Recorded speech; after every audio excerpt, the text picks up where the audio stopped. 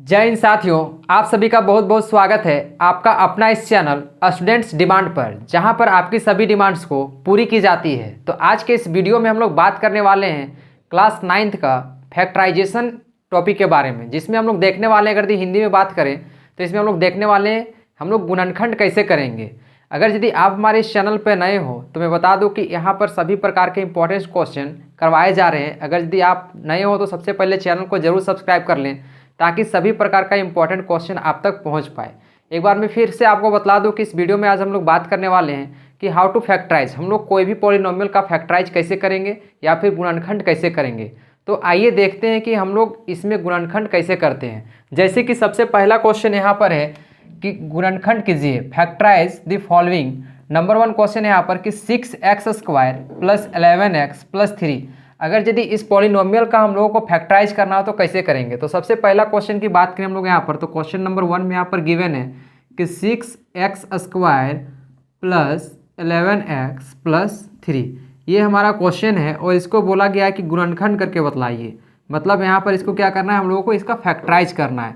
तो जब भी बात फैक्टराइज करने की आती है तो सबसे पहला स्टेप हम लोग कराता है कि इसके फर्स्ट टर्म को हम लोग इसके लास्ट टर्म से मल्टीप्लाई करेंगे। मतलब ये फर्स्ट वाले टर्म को हम लोग लास्ट टर्म से क्या करेंगे, मल्टीप्लाई करेंगे।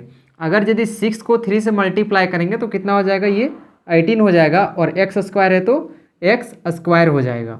अब नेक्स्ट स्टेप की बात करें हम लोग यहाँ पर, तो ये जो कांस्टेंट टर्म है यहाँ पर, ये जो नंबर है इसका x² कोएफिशिएंट का, इसका हम लोग क्या करेंगे, इसका हम लोग फैक्टर निकालेंगे।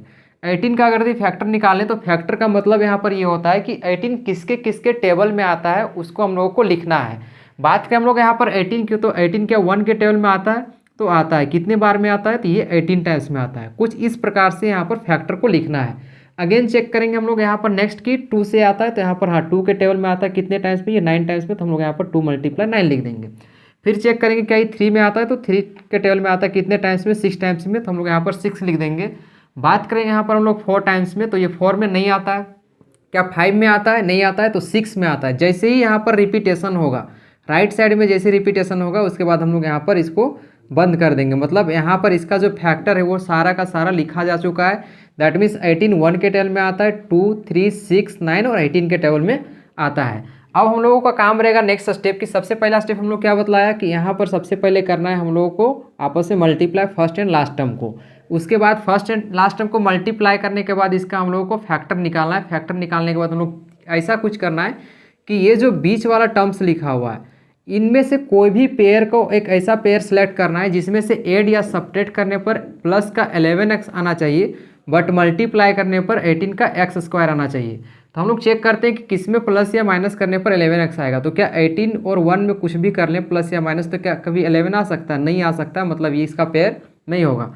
बात करें हम लोग यहाँ पर नेक्स्ट 2 और 9 में, तो 2 और 9 में 11 आएगा। कब आएगा, जब हम प्लस का 2 करेंगे और प्लस का 9 रखेंगे तब जा करके 11 आ जाएगा। मतलब हम लोग को इसको सेलेक्ट कर लेना है और इसको सेलेक्ट करके यहाँ पर लिखना है इसके प्लेस में। यानी हम लोग यहाँ पर लिख सकते हैं यहाँ पर 6x² + 2x + 9x + 3 हम लोग यहाँ पर लिख सकते हैं। अब नेक्स्ट स्टेप की बात करें हम लोग यहाँ पर, तो क्या करना है, हम लोगों को देखना है नेक्स्ट कॉमन। सबसे पहले इन दोनों में कॉमन देखना है, उसके बाद फिर इन दोनों में कॉमन देखना है। कॉमन देखें हम लोग यहाँ पर, तो कॉमन क्या है, कॉमन यहाँ पर है हमारा इन दोनों में x कॉमन है, तो सबसे पहले हम लोग x कॉमन लिख देंगे। उसके बाद 6 और 2 दोनों 2 के टेबल में आता है, तो यहाँ पर 2 भी कॉमन हो जाएगा। उसके बाद यहाँ पर जो बचेगा 2 के टेबल में 6 कितने बार में आता है, 3 टाइम्स में आता है, तो यहाँ पर 3 लिखेंगे। और x² में से एक x बाहर आ गया तो यहाँ पर सिंगल x बचेगा। प्लस का साइन है तो हम लोग यहाँ पर प्लस लिख देंगे। अगेन यहाँ पर देखेंगे कि 2x में से 2x पूरा कॉमन आ गया तो यहाँ पर 1 बचेगा, तो हम लोग यहाँ पर 1 लिख देंगे। बात करें हम लोग नेक्स्ट की यहाँ पर, तो इन दोनों में क्या कॉमन है, तो इन दोनों में केवल और कोयल यहाँ पर कॉमन है, यहाँ पर 3 कॉमन है। मतलब बोल सकते हैं अगर यहाँ पर 3 कॉमन है तो यहाँ पर ये 3 के टेबल में 9 कितने बार में आएगा, 3 टाइम्स में आएगा, तो यहाँ पर 3 लिख देंगे। और x है तो x लिखा जाएगा, प्लस है तो यहाँ पर प्लस ही रहेगा। और 3 के टेबल में 3 कितने बार में आता है, 1 टाइम्स में, तो हम लोग यहाँ पर 1 लिख देंगे। अगेन हम लोग अब नेक्स्ट स्टेप की बात करें यहाँ पर, तो अब क्या करना है, इन दोनों टर्म्स में आपस में कॉमन देखना है, इसमें क्या कॉमन है और इसमें से क्या कॉमन है। तो आप देख पा रहे होंगे यहाँ पर कि 3x + 1 और 3x + 1 दोनों में है, तो हम लोग क्या करेंगे, 3x + 1 ये कॉमन हो जाएगा, तो अंदर में क्या बचेगा, यहाँ पर बचेगा केवल और केवल 2x और प्लस का 3। मतलब हम लोग बोल सकते हैं कि इसका जो गुणनखंड होगा, इसका जो फैक्टराइज होगा, यही इसका करेक्ट आंसर हो जाएगा, ये इसका करेक्ट आंसर हो जाएगा। अब बात करें हम लोग यहाँ पर नेक्स्ट क्वेश्चन की, तो नेक्स्ट क्वेश्चन में क्या बोला गया है, नेक्स्ट क्वेश्चन में बोला गया है सेकंड क्वेश्चन नंबर में कि x square minus 9x plus 14 क्या होगा। यहाँ पर हम लोग को बतलाना है कि x square minus 9x plus 14 का फैक्टराइजेशन क्या होगा। तो अगर यदि इस तरह का क्वेश्चन की बात आए तो हम लोग यहाँ पर क्या करेंगे, नेक्स्ट क्वेश्चन में हम लोग जाते हैं। यहाँ पर नेक्स्ट क्वेश्चन में हम लोगों को करना है कि x square minus 9x plus 14 क्या होगा। तो सबसे पहले इसमें भी हम लोग सारा चीज़ वही फॉलो करेंगे। अगेन यहाँ पर x square minus 9x plus 14 यहाँ पर क्या होगा। तो सबसे पहले क्या करेंगे हम लोग, अगेन यहाँ पर फर्स्ट टर्म को सबसे पहले लास्ट टर्म से मल्टीप्लाई करेंगे। फर्स्ट टर्म को लास्ट टर्म से मल्टीप्लाई करें तो एक्स स्क्वायर को हम लोग क्या करेंगे 14 से मल्टीप्लाई करेंगे, तो ये हो जाएगा 14x स्क्वायर। अब हम लोग इसका क्या करेंगे, इसका हम लोग निकालेंगे फैक्टर। 14 का फैक्टर निकालें तो 14 क्या 1 के टेबल में आता है कितने बार में, तो ये 14 टाइम्स में आता है, तो यहाँ पर ये 14 हो जाएगा। नेक्स्ट बात करें हम लोग क्या, ये 2 के टेबल में आता है, तो हम लोग यहाँ पर 2 के टेबल में आता है कितने टाइम्स में, तो ये 7 टाइम्स में आता है। उसके बाद 3 से चेक करना है, क्या 3 के टेबल में आता है, तो नहीं आता है। क्या 4 में आता है, नहीं आता है। 5 में भी नहीं आता है, 6 में भी नहीं आता है, 7 में आता है। लेकिन देखो अब 7 यहाँ पर रिपीटेड स्टार्ट हो गया। जैसे रिपीटेशन स्टार्ट होगा हम लोग यहाँ पर इसको स्टॉप कर देंगे। इसके बाद क्या करना है, हम लोगों को देखना है मिडिल टर्म को। मिडिल टर्म में दिख रहा है हम लोगों को यहाँ पर कितना लाना है, माइनस का 9x लाना है। माइनस का 9 किस में आ सकता है, तो 14 और 1 में से कुछ भी कर लें, ऐड या सब्ट्रैक्ट कर लें, तो यहाँ पर कभी भी माइनस का 9 नहीं आ सकता, मतलब फर्स्ट वाला पेयर नहीं लिया जाएगा। सेकेंड वाले में देखना क्या 2 और 7 में कभी 9 आ सकता है, तो आ सकता है। एक तो 2 प्लस 7 में आ सकता है 9, एक ये करने पर। दूसरा आ सकता है माइनस का 2 और माइनस का 7 करने पर 9 आ सकता है, जो कि यहाँ पर साइन माइनस का रहेगा। देखना है कि इनमें से किसको अब हम लें, तो इसमें से देखा जाए तो हम लोगों को -9 लाना है। मतलब हम लोग पेयर जो लेंगे वो -2 और -7 का लेंगे। मतलब इसके प्लेस में हम लोग क्या लिखेंगे, इसके प्लेस में हम लोग लिखेंगे माइनस का 2x। x क्यों लिख रहे हैं, क्योंकि हम लोगों को यहाँ पर एक्स स्क्वायर लाना था, इसके बदले में हम लोग यहाँ पर x लिखेंगे। माइनस का 7x यहाँ पर लिखा जाएगा। फिर एज इट इज़ जो लिखा हुआ है इधर से उसको हम लोग लिखेंगे, और इधर प्लस का 14 लिखा हुआ है तो प्लस का 14 लिख देंगे। नेक्स्ट स्टेप की बात करें हम लोग यहाँ पर, तो देखेंगे कि इन दोनों में से कॉमन क्या है और इन दोनों में से आपस में कॉमन क्या है। दोनों में कॉमन की बात करें हम लोग यहाँ पर, तो दोनों में कॉमन जो है वो क्या है, ये x कॉमन है। x अगर यदि कॉमन आ जाएगा तो यहाँ पर कितना बचेगा, सिंगल x बचेगा, और माइनस लिखा हुआ है तो माइनस। अब इस 2x में x कॉमन आ गया है तो यहाँ पर क्या हो जाएगा, ये बचेगा केवल 2। अब यहाँ पर कॉमन देखें तो यहाँ पर क्या कॉमन आ जाएगा, कॉमन आ जाएगा माइनस का 7। अंदर में क्या बचेगा, ये माइनस का साइन जब बाहर होता है तो अंदर वाला साइन सारा चेंज हो जाता है। मतलब यहाँ पर क्या बचेगा, ये प्लस का x। 7 के टेबल में 14 कितने बार में आता है, 2 बार में आता है, तो यहाँ पर 2 लिखेंगे, और साइन यहाँ पर माइनस का और ये प्लस का, तो यहाँ पर क्या हो जाएगा, ये हो जाएगा माइनस। नेक्स्ट स्टेप की बात करें हम लोग यहाँ पर, तो नेक्स्ट में यहाँ पर देखा जाए तो इस टर्म में और इस टर्म में दोनों में क्या कॉमन है, दोनों पद में अगर कॉमन देखा जाए तो यहाँ पर x-2 दोनों में क्या है, कॉमन है। मतलब x-2 ये बाहर हो जाएगा, और अंदर में क्या बचेगा, ये बचेगा x और ये बचेगा माइनस का 7। मतलब हम लोग बोल सकते हैं कि इसका जो गुणनखंड होगा, इसका जो करेक्ट आंसर होगा, इसका फैक्टराइजेशन जो होगा वो x-2 इंटू x-7 हो जाएगा इसका करेक्ट आंसर। अगर यदि अब नेक्स्ट क्वेश्चन की हम लोग बात करें तो नेक्स्ट क्वेश्चन में फिर पूछा गया है कि 3x² माइनस x - 4 का फैक्टराइजेशन क्या होगा। इस तरह का गुणनखंड जब पूछा जाए तो हम लोग क्या करेंगे, तो कुछ भी नहीं, हम लोग फिर से सेम प्रोसेस अप्लाई करेंगे और सेम विधि से हम लोग इसको सॉल्व करेंगे। फैक्टराइजेशन बहुत ही ईजी होता है, केवल और केवल यहाँ पर समझने की बात है कि कब किससे ऐड या सब्ट्रैक्ट किया जाए, इनमें से फैक्टर क्या निकालना है, इन सभी के बारे में सबसे पहले पता होनी चाहिए। अब हम लोग अब यहाँ पर नेक्स्ट क्वेश्चन की बात करें, क्वेश्चन नंबर 3 की, तो थर्ड में यहाँ पर क्या बोला गया है, 3x² माइनस x - 4। अब हम लोग यहाँ पर बात करें 3x² माइनस x - 4 की, तो यहाँ पर क्या करेंगे, सबसे पहले हम लोग फर्स्ट टर्म को लास्ट टर्म से करेंगे मल्टीप्लाई। 3 को -4 से मल्टीप्लाई करेंगे तो यहाँ पर माइनस का आ जाएगा 12। साइन को भी ध्यान में रखते हुए मल्टीप्लाई करना है। यहाँ पर कुछ भी साइन नहीं, मतलब प्लस है, और यहाँ पर इसके आगे माइनस है, प्लस और माइनस माइनस हो गया, और 3 4 जा 12। x² को हम लोग साइड में रखते हुए यहाँ पर चलेंगे। अब क्या करेंगे हम लोग, यहाँ पर इसका सबसे पहले फैक्टर निकालेंगे। चेक करना है कि 12 किसके किसके टेबल में आता है, तो 12 यहाँ पर एक तो 1 के टेबल में आता है 12 टाइम्स में। अगेन यहाँ पर नेक्स्ट चेक करें हम लोग, तो यहाँ पर 2 के टेबल में आता है कितने बार में, 6 बार में।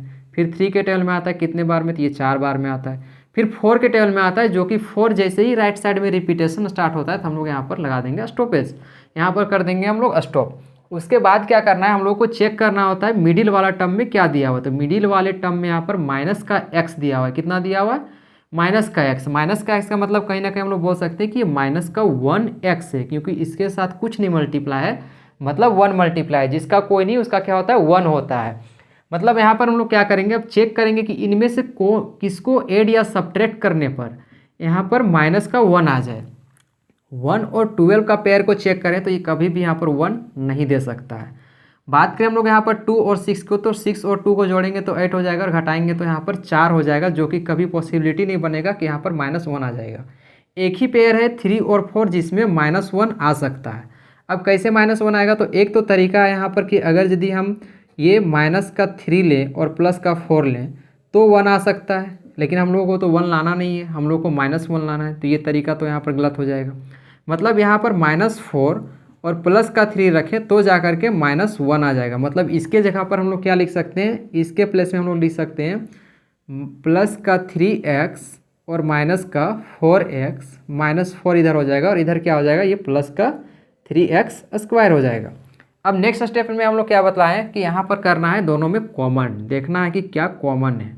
कॉमन देखा जाए इन दोनों में तो यहाँ पर 3 कॉमन है और साथ ही साथ दोनों में x है, मतलब यहाँ पर x भी कॉमन आ जाएगा।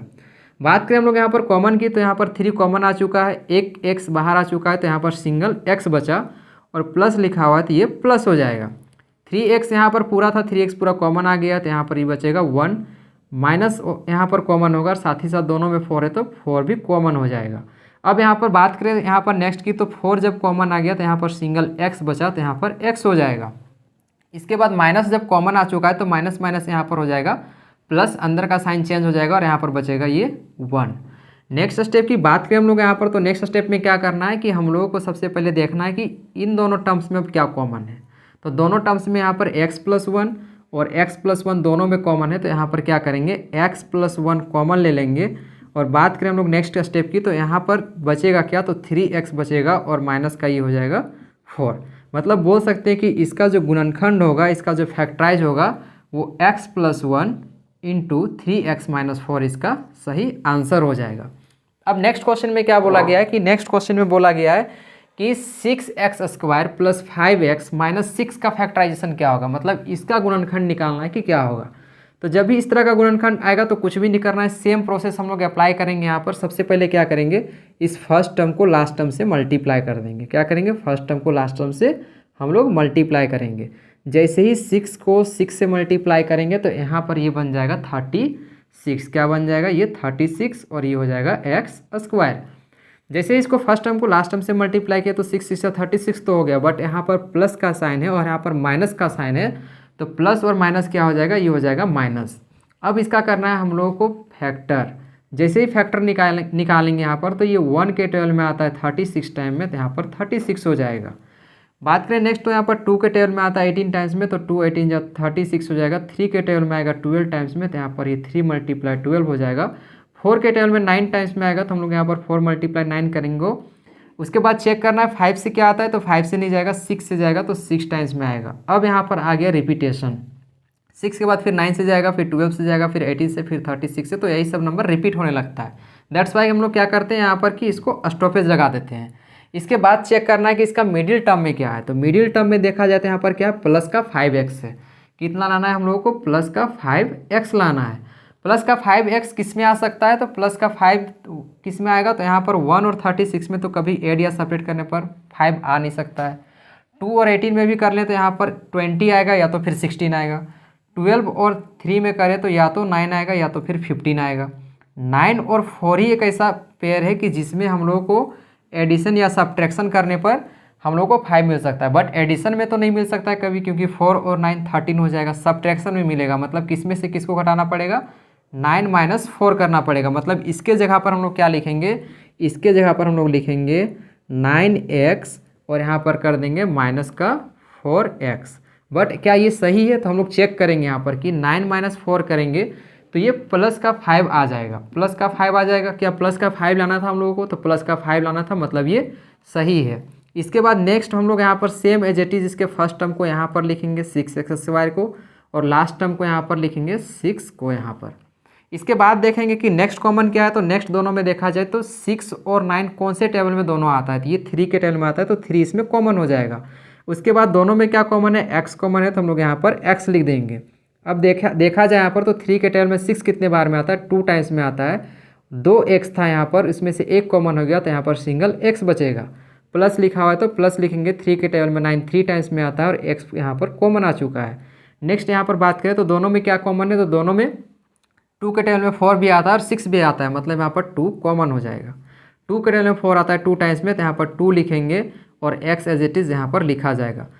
अंदर में यहाँ पर साइन क्या होगा, चेंज हो जाएगा, माइनस वाला प्लस हो जाएगा। ऐसा क्यों होता है, क्योंकि यहाँ पर माइनस कॉमन आ चुका है तो अंदर का साइन चेंज हो जाएगा। 2 के टेबल में 6 की बात करें तो ये 3 टाइम्स में आता है, तो यहाँ पर ये 3 लिखा जाएगा। नेक्स्ट हम लोग चेक करेंगे कि इन दोनों टर्म्स में क्या कॉमन है। तो दोनों टर्म्स में कॉमन देखा जाए तो यहाँ पर 2x + 3 और 2x + 3 दोनों में कॉमन है, तो हम लोग यहाँ पर लिख देंगे 2x + 3 यहाँ पर कॉमन लिख देंगे। उसके बाद देखा जाए तो यहाँ पर रिमेनिंग क्या बचेगा, इधर बचेगा 3x और इधर बचेगा -2 और यही हो जाएगा इसका गुणनखंड या फिर फैक्टराइजेशन।